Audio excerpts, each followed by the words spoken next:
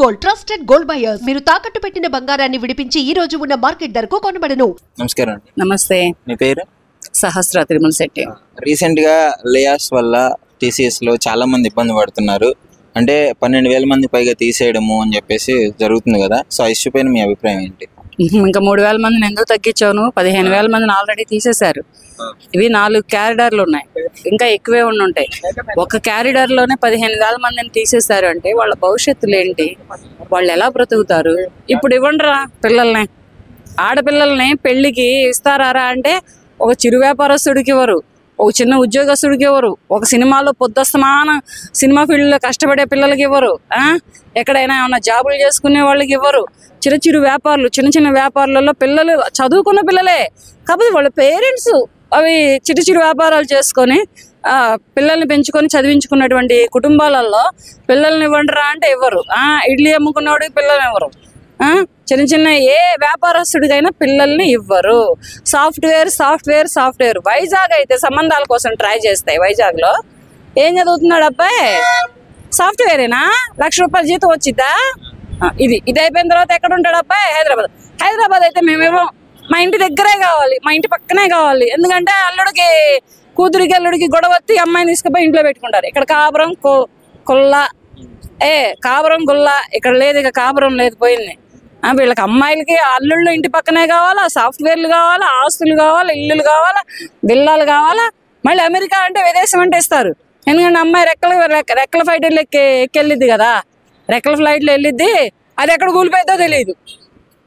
మొన్న చచ్చిపోయారు కదా రెక్కల ఫ్లైట్ ఎక్కెళ్తేనే. ఏంది అలా లేచిందో లేదో టప్ మన కూలిపోయింది. ఒకప్పుడు టీసీఎస్ అంటే గవర్నమెంట్ జాబ్ కి ఈక్వల్ గా చూసేవాళ్ళు. ఇప్పుడు ఆ పరిస్థితి మరి ఎట్లా జరిగింది? లేదు. ఇప్పుడు ఏంటంటే టీసీఎస్ అనే దానికి వాల్యూ ఇప్పుడు లేదు, అప్పుడు ఉంది. అప్పుడు పిల్లల్ని కూడా వాళ్ళకే ఇచ్చేవాళ్ళు. అది అమ్మాయిలే కావచ్చు, అబ్బాయిలే కావచ్చు. సాఫ్ట్వేరే పెళ్లిళ్ళు చేసుకునేవాళ్ళు. సాఫ్ట్వేర్ పెళ్లిళ్ళు చేసుకుంటే వాళ్ళకి పిల్లలు పుట్టరు ఫస్ట్. ఇది మిస్ అయిపోయింది. ఇవి మిస్ అయిపోయారు తల్లిదండ్రులు. ఇప్పటికే ప్రతి అమ్మాయికి ఉన్నటువంటి జెన్యూన్ ప్రాబ్లము ఆ మదర్కి తెలుసు, ఆ అమ్మాయి మదర్కి తెలుసు. ప్రతి అమ్మాయికి ఉన్నటువంటి ప్రాబ్లం, పిల్లలు లేనటువంటి ప్రాబ్లం, కడుపులో ఉన్నటువంటి ప్రాబ్లం ప్రతి అమ్మాయికి 100%లో 50% అమ్మాయిలకి అవే ప్రాబ్లాలు ఉన్నాయి. ఈ అమ్మాయిలందరూ వెళ్ళి సాఫ్ట్వేర్లో పెళ్లిళ్ళు చేసుకుంటారు, పిల్లలు పుట్టకపోతే వీళ్ళు ఎక్కడికి వెళ్తారు? సంతాన సాఫల్యాల కేంద్రాల చుట్టూ తిరుగుతారు. వీళ్ళు ఎవరయ్యో తీసుకొచ్చి వీళ్ళ కడుపులో వేసి వీళ్ళు వారసులు చేస్తారు. అదే కదా గుంటూరులో జరుగుతుంది.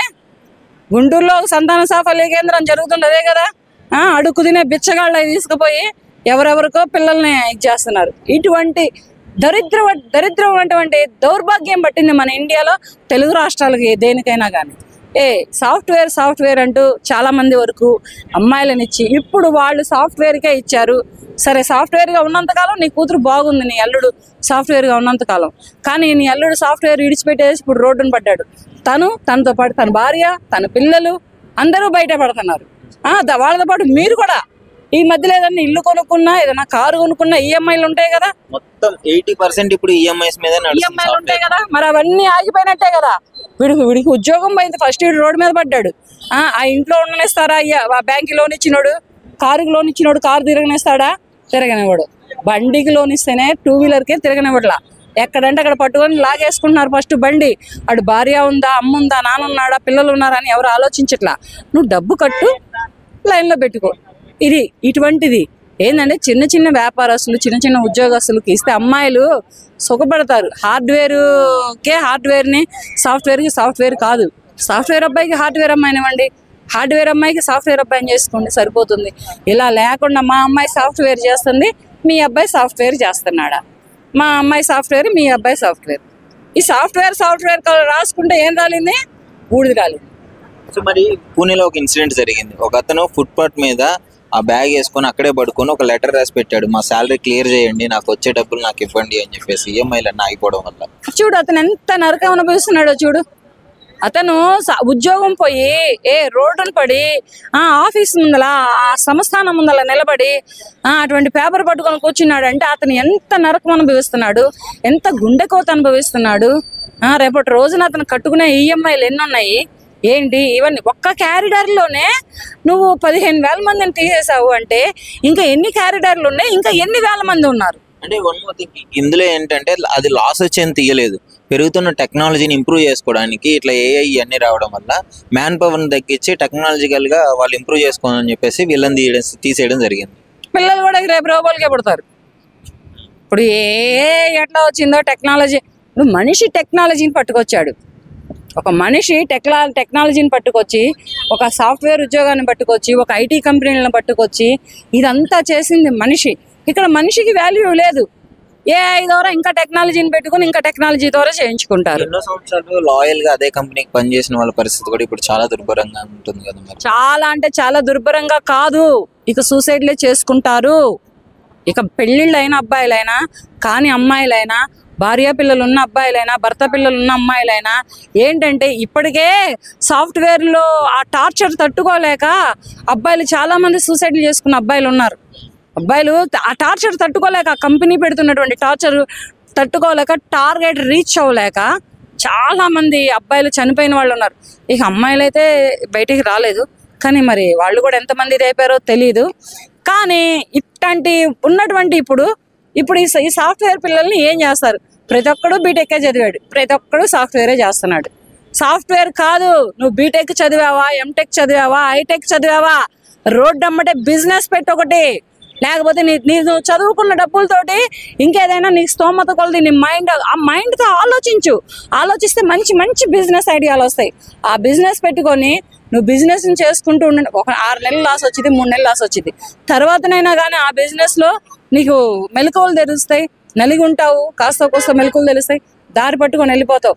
ఒకప్పుడు నీ ఫాదర్ నీకు హీరో, ఒకప్పుడు ఎందుకంటే నిన్ను కష్టపడి పెంచి పెద్ద చేసి నిన్ను బీటెక్ చదివించి నిన్ను ఐటీ కంపెనీలో జాయిన్ చేశాడు కనుక ఇప్పుడు ఈ బిజినెస్ ఏదైనా పెడితే నువ్వే నీ కుటుంబానికి హీరో, నీ తల్లిదండ్రులకి హీరో, నీ అక్క చెల్లెళ్ళకి హీరో, పెళ్ళైతే భార్య పిల్లలకు కూడా నువ్వే హీరో అవుతావు. అది అమ్మాయే కానీ అబ్బాయే కానీ ఎవరైనా కానీ కష్టపడుతున్నారు. కానీ ఈ కష్టపడుతున్న కష్టంలో ఫలితం లేని కష్టపడుతున్నారు. ఆ సాఫ్ట్వేర్ ఉద్యోగస్తులకి ఎట్లా ఒళ్ళు బాడీలు పెరిగిపోతున్నాయో తెలుసా? ఇక్కడ నుంచి ఇది పెరిగిపోద్ది, ఇక్కడ నుంచి ఇది పెరిగిపోద్ది, పట్టొచ్చిద్ది. అమ్మాయిని ఇవ్వాలంటే పొట్ట ఉండొద్దంట, పట్టు ఉండొద్దంట. మళ్ళీ అమ్మాయిని చేసుకోవాలంటే అమ్మాయి లావు ఉండొద్దంట, స్లిమ్గా మళ్ళీ తీగలాగన జాజి తీగలాగన ఉండాలంట. ఈ సాఫ్ట్వేర్ ఉద్యోగస్తులకు వచ్చేటటువంటి సైడ్ ఎఫెక్ట్సే ఫస్ట్ మెయిన్ బాడీలో ఫిజికల్గా డిస్టర్బ్ అవుతున్నారు. ఈ ఫిజికల్గా డిస్టర్బ్ అయిన వాళ్ళు పెళ్ళిళ్ళు చేసుకొని వీళ్ళు కాపురాలు ఏం చేస్తారు? పిల్లల్ని ఏమంటారు? సాఫ్ట్వేర్కి ఇచ్చి పిల్లల్ని అంటారా? సాఫ్ట్వేర్ ఉద్యోగానికి కాపురాలు చేస్తారా? సాఫ్ట్వేర్ ఉద్యోగానికి పిల్లల్ని అంటారా ఇప్పుడున్న జనరేషన్లో?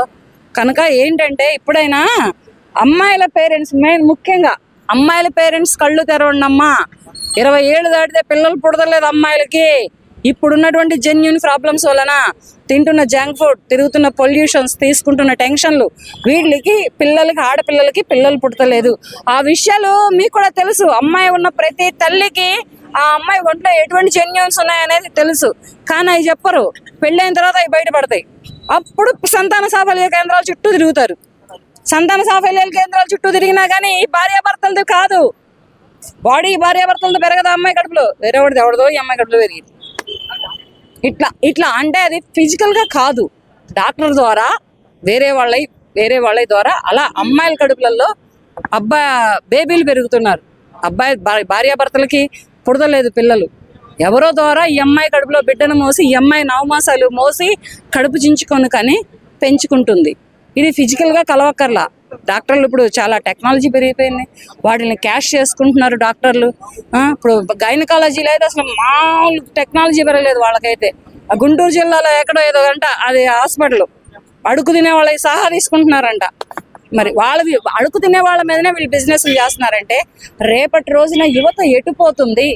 అమ్మాయిల తల్లిదండ్రులు ఏమవ్వాలి? అమ్మాయిలు ఏం కావాలి? ఇప్పటికే 30 ఏళ్ళు 35 ఏళ్ళు పెట్టుకుని అమ్మాయిలు ఎండల్లో పెట్టుకుంటున్నారు. వీళ్ళకి పెళ్లిళ్ళు అవుతాయో లేదో తెలియదు. వీళ్ళ పెళ్లిళ్ళు అయినా వీళ్ళు వైవాహిక జీవితాలకి పనికొస్తారో లేదో తెలియదు. కష్టమే అంటారు ఇప్పటి నుంచి. సాఫ్ట్వేర్ అనేది ఉత్త వేస్ట్ రా బాబు, నీకు అర్థం కావట్లేదు. సాఫ్ట్వేర్ అంటేనే సాఫ్ట్వేర్ వల్లనే ఇటువంటి హెల్త్ ఇష్యూస్ వస్తున్నాయి. సాఫ్ట్వేర్ వల్లనే ఇప్పుడు కొట్టుకొని చచ్చిపోతున్నారు. ఇది జరుగుతున్నది. సాఫ్ట్వేర్ అనేది ఏంటంటే తెచ్చాడు, ఏ మహానుభావుడో పట్టుకొచ్చాడు మన ఇండియన్ కంట్రీకి సాఫ్ట్వేర్ని. కానీ అది ఏంటంటే డబ్బు పరంగా అండ్ బిజినెస్ పరంగా వాడుతున్నాడు. వాడికి ఉన్న టెక్నాలజీ మన ఇండియన్ కంట్రీలో ఉన్న యువతకు లేదు. మనమే బిజినెస్ పెట్టుకుంటే మనమే మన ఇంటికి అనే ఇది మరిచిపోయి ఇదైపోయి సాఫ్ట్వేర్కి అంకితం అయిపోయి జీవితాలు నాగం చేసుకొని సంసారాలు నాగం చేసుకొని పిల్లలు పుట్టకుండా ఇలా ఆగమైపోతుంది ఇవాళ రేపు ఉన్న యువత. ఆడపిల్లల తల్లిదండ్రులు కూడా వాళ్ళకే కట్టబెడుతున్నారు, వాళ్ళకే చేస్తున్నారు. వాళ్ళు ఏం చేసినా సైలెంట్గా ఊరుకుంటున్నారు. Thank you.